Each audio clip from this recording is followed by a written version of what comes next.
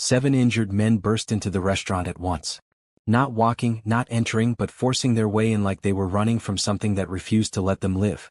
The door slammed open so hard it hit the wall with a loud crack, breaking the silence that had filled the place just seconds before. The night outside was cold and empty. Deadwood, South Dakota had already gone quiet. No cars. No voices. Just darkness and still air.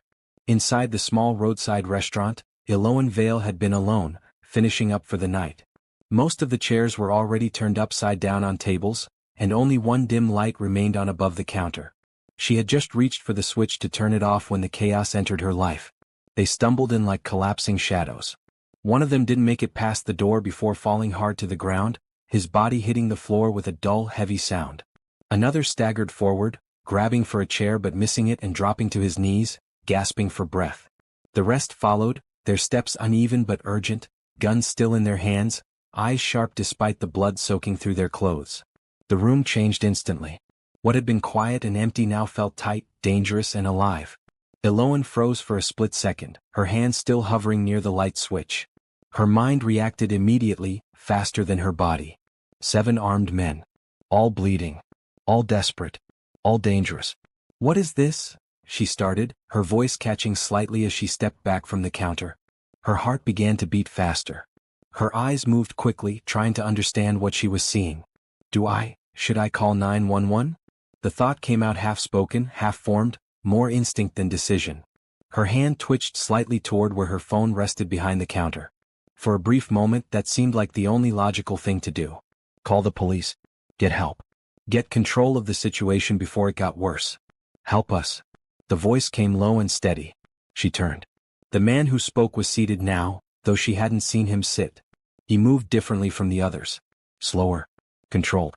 Even with blood spreading across his shirt, he didn't look like he was losing control.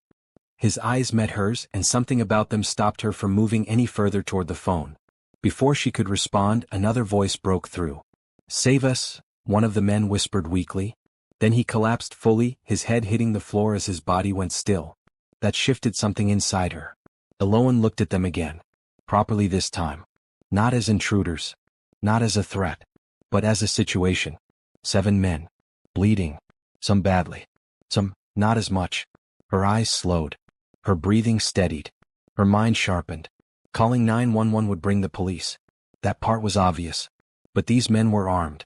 Dangerous. And whatever had happened to them, it wasn't something simple. Police involvement wouldn't just bring help.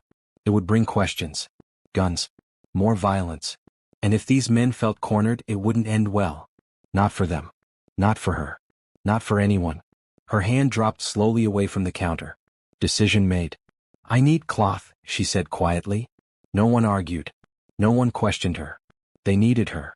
She moved behind the counter, grabbing clean towels and a small metal box. Her hands were steady now. No shaking. No panic. When she turned back, the men were exactly where she had left them. Bleeding. Breathing. Watching. She stepped forward and knelt beside the closest one. "Move your hand," she said. He hesitated, then slowly pulled his hand away from his wound. Blood surfaced immediately, thick and dark. Eloan pressed the cloth against it firmly. He winced sharply, his body tightening from the pain. She didn't react. She tied the cloth tightly and secured it in place. Then she moved on. From one man to another. Cleaning. Wrapping. Pressing. Observing.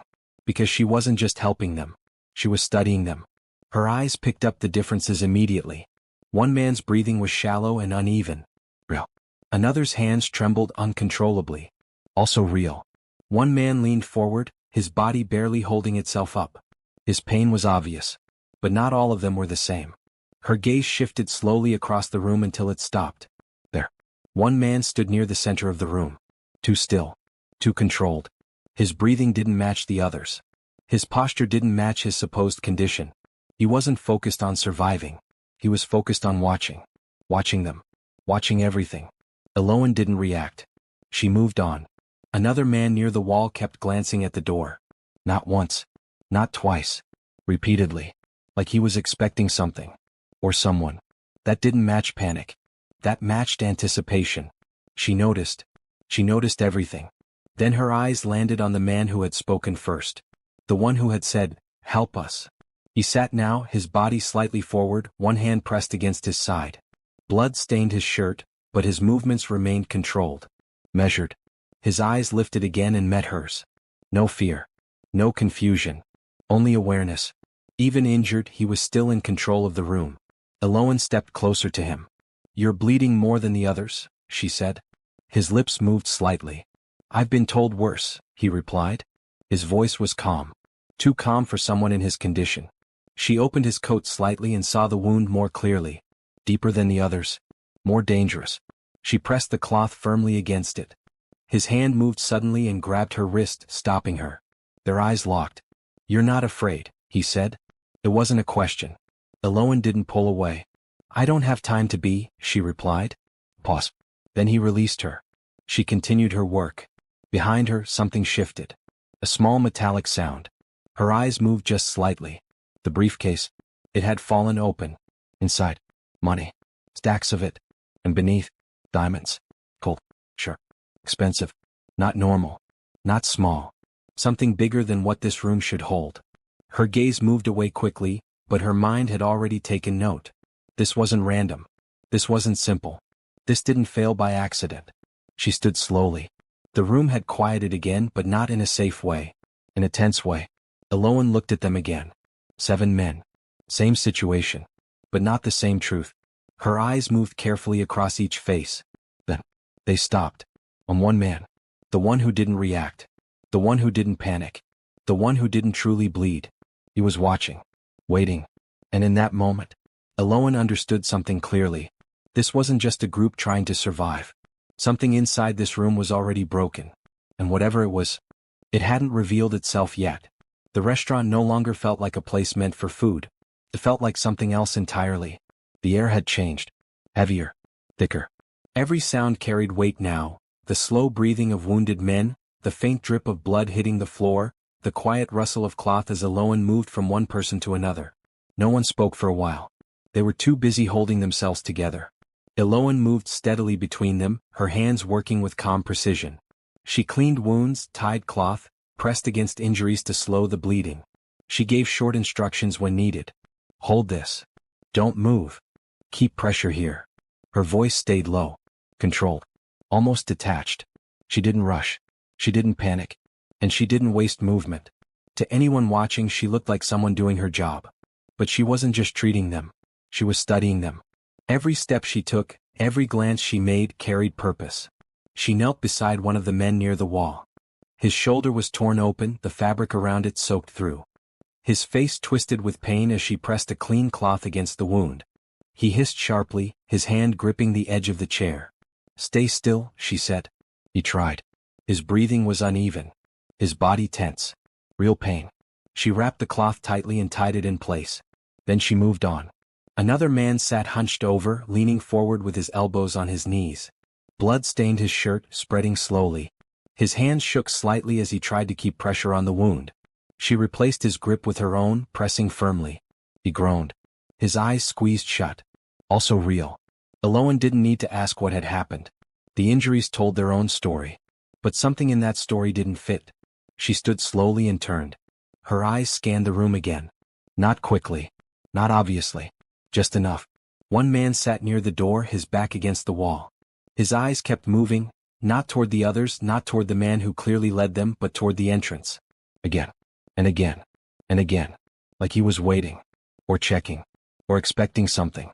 Eloan noticed. But she didn't react. She stepped toward him, carrying another strip of cloth. "Your leg," she said. He hesitated for a second before extending it. The wound was there. But not deep. Not enough to match the state of the others. Not enough to justify the way he moved. Not enough to match the blood he carried. Her fingers pressed lightly around the injury. He flinched. But it felt forced. Like he remembered he was supposed to react. Eloan tied the cloth in place. Then stood again. Her mind was already working. Quietly. Carefully. Pieces were beginning to form something. Not complete yet. But close. She moved again. This time toward the center of the room. The man she had noticed earlier, the one who had stood too still, remained exactly where he had been. Watching. Always watching. He didn't speak. Didn't complain. Didn't shift like the others. His breathing was controlled. his posture steady. Too steady. Eloan walked past him without stopping. But she felt his eyes on her. Following. Measuring. She ignored it. For now. Across the room one of the men spoke up. "We shouldn't have stayed that long," he muttered. Another shook his head. "We didn't have a choice." "There's always a choice," the first one snapped. Their voices were low but sharp. Tension. Not loud. But present. Eloan didn't interrupt. She continued her work. But she listened. Carefully. "Someone new," one of them said quietly. That made the room shift. Slightly. Not enough for panic. But enough for awareness. The words hung there. Uncomfortable. Unwelcome. Ruggiero Bianchi sat where she had left him. Still. Silent. His eyes moved slowly from one man to another. He didn't speak. But he heard everything. Eloan noticed that too. The way he watched. Not reacting. Not accusing. Just observing. Like he was waiting for something to reveal itself. Like he already suspected. The room grew quieter again. But the silence now felt different. Not empty. But full. Full of something unsaid. Eloan moved back behind the counter briefly, rinsing her hands quickly before returning with fresh cloth. Her mind had reached a point. A line. And once she crossed it there was no going back. She walked back into the center of the room and paused for a moment. Looking at all of them. 7 men. Same group. Same mission. Same escape. But not the same truth. One of them didn't belong in the story they were telling. And that one was waiting. Waiting for something. Waiting for a moment. Eloan understood something then. Clear. Simple. Cold. If there's a traitor, he won't act while I'm here. Her eyes shifted slightly. Not enough to be noticed. But enough to confirm what she already felt. The one who wasn't in pain. The one who watched instead of reacted. The one who checked the door instead of the leader. He was still. Too still. Like a man waiting for the right time to move. Not a man trying to survive. A man preparing. Eloan's breathing remained steady. But inside, her decision formed. She wouldn't wait. Waiting meant giving him control. Waiting meant letting him choose the moment. And that was not something she was willing to do. She moved toward the table near the counter and set the remaining cloth down. Her hands rested briefly against the wood. Then she straightened. Slowly. The movement drew a few eyes toward her. Not all. But enough. "You need stronger treatment," she said. Her voice calm. Even. No urgency. "I'll get something." No one stopped her. No one questioned it. They needed what she offered. And she knew it. That was the advantage. She turned and walked toward the door. Her steps steady. Unhurried. Behind her, the room remained quiet. Too quiet. She reached the door. Opened it. Cold air rushed in immediately, brushing against her skin. Then she stepped outside. The night wrapped around her instantly. Dark. Still. Silent again. But she didn't move forward. She didn't walk away. She didn't go to get anything. Instead, she stopped. Just a step beyond the doorway. Close enough. Close enough to hear. Close enough to see. She turned slightly, positioning herself where the dim light from inside still reached her. Her back against the wall. Her breathing slow. Controlled. Her eyes fixed on the small opening between the door and the frame. Watching. Waiting. Inside. Silence. For a moment. Then. Movement. Very slight. A chair scraping softly against the floor. A shift in weight. A change in presence. Eloan didn't move. Didn't blink. Her body remained still, but her mind sharpened. Focused. Every sense alert. This was the moment. Not forced. Not rushed. But created. Given. And now. Taken. Her fingers tightened slightly at her side. Her gaze steady. Locked. Unwavering. Let's see who moves first. Eloan stood just outside the restaurant door. The cold night air pressed against her skin, but she barely felt it. Her attention was fixed on the narrow opening between the door and the frame, where dim light spilled out into the darkness. She didn't move. Didn't breathe too loudly. Didn't shift her weight. Everything about her was still. Listening. Watching. Waiting. Inside, the room had gone quiet. Too quiet. The kind of silence that didn't mean safety, but tension. The kind of silence that came just before something broke. Eloan's eyes stayed locked on the gap. Her mind replayed everything she had seen. The injuries. The reactions. The movements that didn't match the situation. One man too calm. One man not in pain. One man watching, instead of surviving. She had given him space. Now she was waiting for him to use it. Seconds passed. Then A sound. Soft. A shift. A chair scraping lightly across the floor. Eloan didn't blink. Her focus sharpened. Inside someone moved. Not in panic. Not in pain. But with purpose. The moment had come. The trap had worked. Inside the restaurant the air felt heavier. The men who had been breathing unevenly moments ago were now quiet, their energy drained, their bodies struggling to keep up with the blood they had lost. And in that silence, he stood. The man who had been too calm, too controlled, too aware. He rose slowly from his position, his movements steady, measured. No struggle. No weakness. As if he had been waiting for this exact moment. No one spoke at first. No one moved. They were too tired, too injured, too unaware. He reached inside his jacket and pulled out a gun. The sound of metal sliding free cut through the room. Sharp, clear, final. Now they reacted. Not fast enough. One of the men turned his head. Another tried to shift in his chair.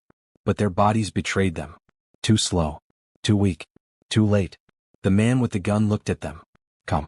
Almost amused. You really thought this went wrong by accident? He said. His voice was steady. Not loud. But it filled the room. Every word landed. Heavy. Clear. The men stared at him. Confusion first. Then realization. One of them shook his head slightly, as if refusing to accept what he was hearing. No, he muttered. The man with the gun tilted his head slightly. Yes. He took a step forward. Slow. Controlled. I gave them everything. Silence. No one interrupted. No one could. I gave them the location, he continued. Another step. I gave them the timing. His eyes moved briefly across the room, taking in the reactions. Anger. Disbelief. I opened the door for them. The words settled like something final. Something undeniable. One of the men tried to push himself up from his chair, his face twisted with anger. You, he started. A gunshot cut him off. The sound exploded through the room. Loud. Violent. He dropped back down instantly, pain overtaking whatever strength he had left. The message was clear. No one else moved. The man with the gun didn't rush. Didn't panic. He was in control now. He had taken it. And he knew it. All of this, he said, gesturing slightly with the gun, was never yours to walk away from. His gaze shifted. Landing on Ruggiero. The room seemed to tighten around that moment. Everything narrowing down to the space between them.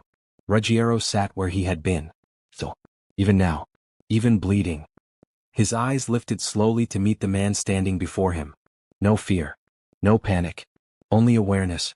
You chose a bad night, Ruggiero said quietly. The man smiled slightly. Not warm. Not friendly. Cold. Confident. I chose the right one. He stepped closer. The gun lifted. Aimed directly at Ruggiero. You built something strong, he said. Pause. Then. I'm just here to take it. The others watched. Helpless. Their bodies too weak to intervene. Their strength gone. Their options gone. All that remained was the space between a finger and a trigger. Outside, Eloan saw it. The shift. The positioning. The angle of the gun. Her body reacted before her mind finished the thought. She moved. Fast.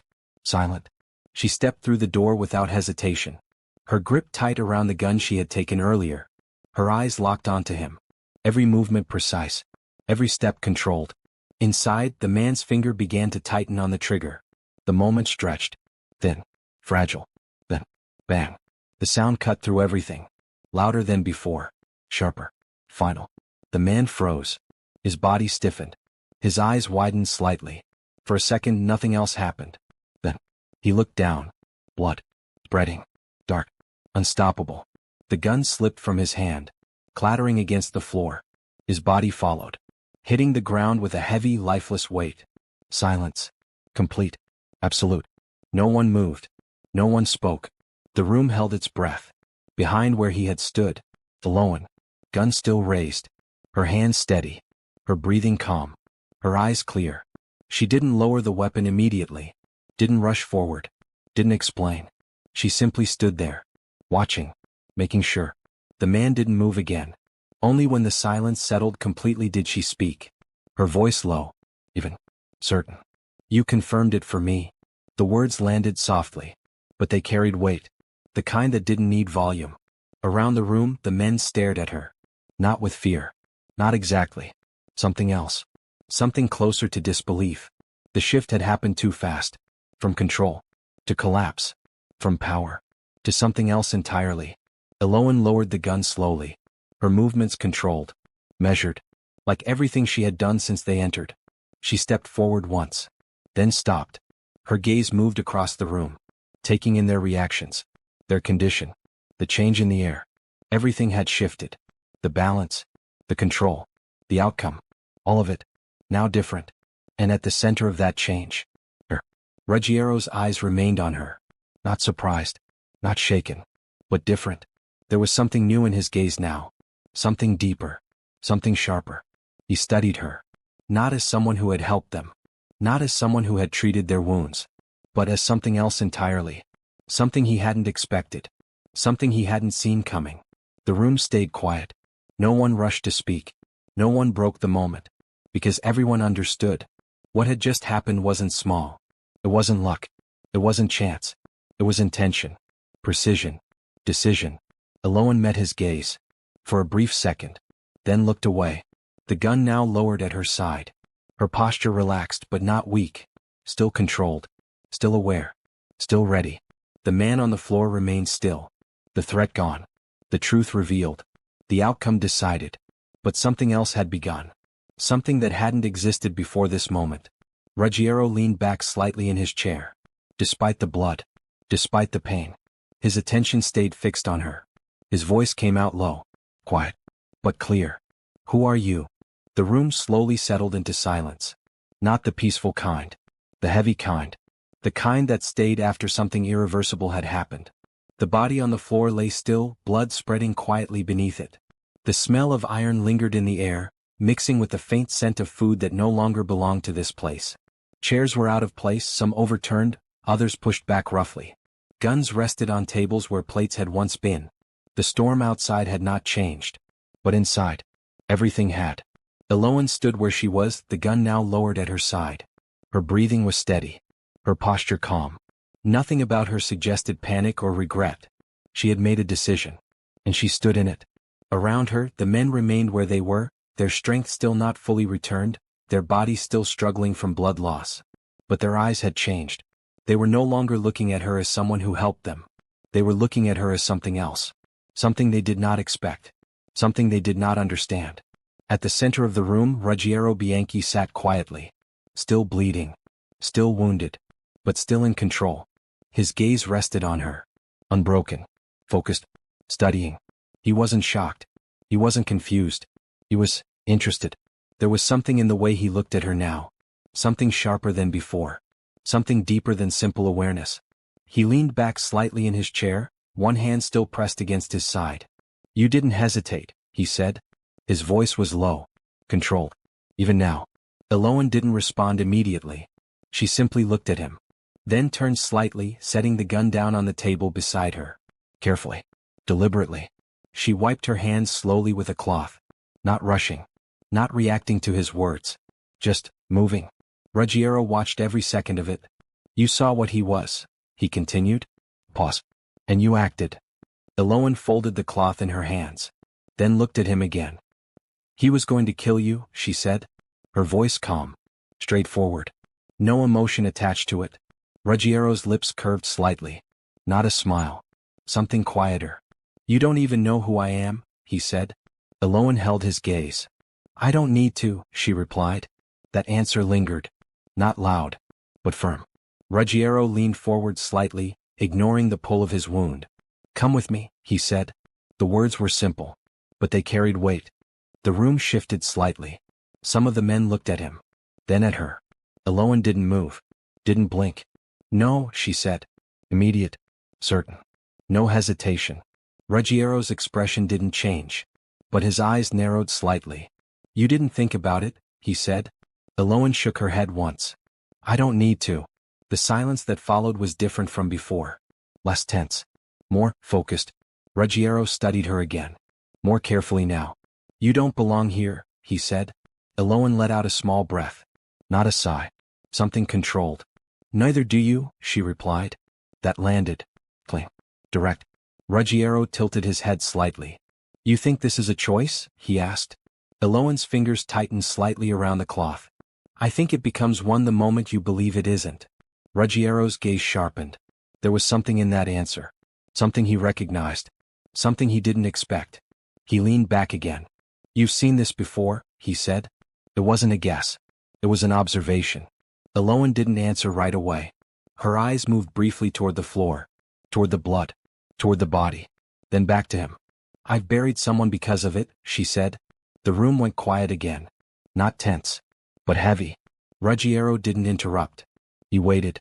Eloan's voice didn't rise, didn't shake, but something beneath it had changed. My father believed in power, she continued. He thought it made him untouchable. Her eyes stayed on Ruggiero. He thought men like you controlled everything. Pause. Then. I watched that belief put him in the ground. No one spoke. No one moved. Even the men who had been struggling seemed to still. Listening. Ruggiero's expression didn't soften, but it shifted. Slightly. And yet, he said quietly, you still chose to act tonight. Eloan's gaze didn't break. I didn't choose you, she said. I chose to stop him. Ruggiero nodded slowly, as if acknowledging something. Same outcome, he said. Eloan shook her head. No, she replied. Different reasons. The space between them held something now. Not agreement. Not conflict. Something else. Understanding. Ruggiero leaned forward again, ignoring the strain in his body. You see this as fear, he said. Eloan didn't respond. You think this world ends in blood, he continued. It does. He paused. But so does every other world. Eloan's eyes narrowed slightly. That doesn't make it the same, she said. Ruggiero's voice remained steady. It makes it honest. Eloan let out a small breath. Her grip on the cloth tightened. Honest doesn't make it right. Ruggiero's gaze didn't leave her. Right doesn't keep you alive. That hung between them. Sure. Uncomfortable. Real. Eloan looked at him for a long moment. Then, I'm still here, she said. Ruggiero's lips moved slightly again. That quiet almost smile. You are, he said. Pause. Because you understand more than you admit. Eloan didn't answer that. She didn't need to. Ruggiero reached toward the table slowly, his hand closing around the briefcase. He lifted it, set it in front of her. The sound of it hitting the table echoed slightly in the quiet room. Take it, he said. Eloan looked at the case, then at him. I don't want it. Ruggiero's eyes didn't shift. It's yours. Eloan shook her head.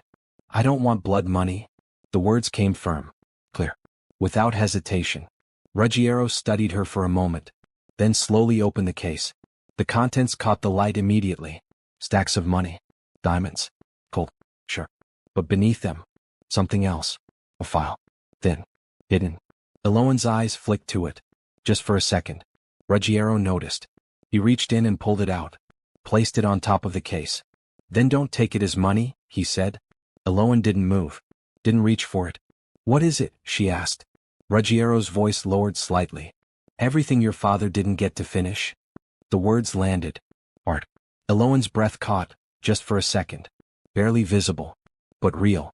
Her eyes moved to the file. Then back to him. You don't know anything about him, she said. Ruggiero didn't respond immediately. Then. I know enough. Silence. Eloan stared at the file. Something inside her shifting. Not breaking, but moving. Carefully. Slowly. Ruggiero pushed it slightly closer to her. Then take what's yours, he said. The room stayed quiet. No one interrupted. No one moved. This moment belonged to her. Eloan didn't reach for it. Not immediately. Her eyes stayed on it. Then, she placed her hand on the edge of the table. Not the case. Not the file. Just the table. Grounding herself. Her voice came softer this time, but still steady. I'm not like him, she said. Ruggiero nodded once. I know. Eloan's eyes lifted, meeting his again. And I'm not like you, she added. Ruggiero's expression didn't change. I know that too. Another pause. Then, he stood, slowly, carefully, ignoring the weight of his injuries. The men around him began to shift as well, preparing to move. The moment was ending. But something had already been set. Something that wouldn't disappear when they walked out. Ruggiero took a step toward the door. Then stopped. He turned his head slightly, looking back at her. You refused my world, he said. His voice quiet, measured. But you survived it. Eloan didn't respond. She just watched him. Ruggiero held her gaze for one final second, then turned and walked out. The others followed, one by one, until the room was empty again. The door closed behind them, and silence returned. Real silence this time. Eloane stood alone in the restaurant. The same place, but not the same. Her eyes moved slowly across the room. The blood, the broken order, the weight of what had happened. Then, they landed on the table. The case, the file, still there, waiting. Eloane didn't move immediately. She just stood there, breathing, thinking, changed. And now, it knew her. Thanks for watching. Don't forget to like, share and subscribe for more interesting stories.